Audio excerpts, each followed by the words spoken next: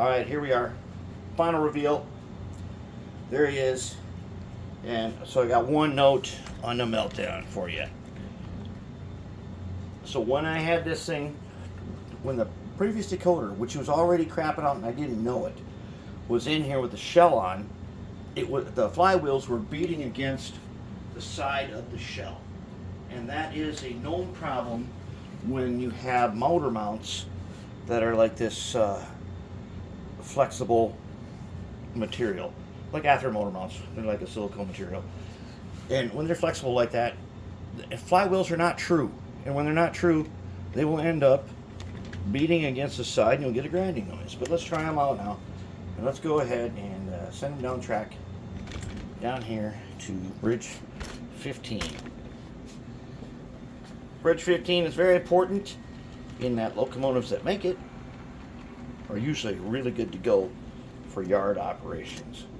If you want a yard switcher, you want it to be able to make a 15-inch radius. Maybe you don't have 15-inch radius, but as you can see, he makes it with no problem.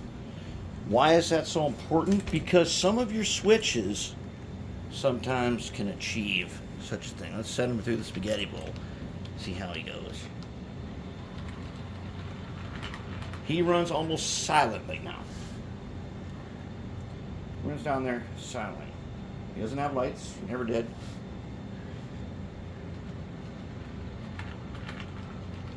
And here he comes, and he's nice and quiet and smooth.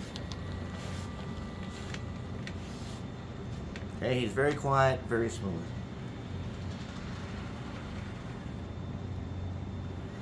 He's got flywheels in. Flywheels are not true. And once upon a time, one of the old magazines did a study on flywheels, and they found that only the time well flywheels were true. The other thing they found is it didn't matter if your motor wasn't really secure. If you had these flexible motor mounts, even true flywheels, you could still get the grinding sound where the flywheel is making the side of the shell. But there he is, looking pretty good now. He's looking really good. And nice and silent. Look at that. That's the momentum on flywheels. The deceleration is set to 0. And when we bring him in and cut him off, he's got momentum based on his speed. These flywheels are not terrible. I mean, they're much newer, so they should be more true. But even with the truest flywheels in the world, nothing is going to overcome the flexibility of that motor mount. Now, when we've done Rev 1 motor, where we kept flywheels like we did recently, the motor itself is gooped onto our shims. That keeps that motor true all the time. But this one is held in by 2 screws. And there he is. We're going to call it. Looks good, runs good. He's ready to roll.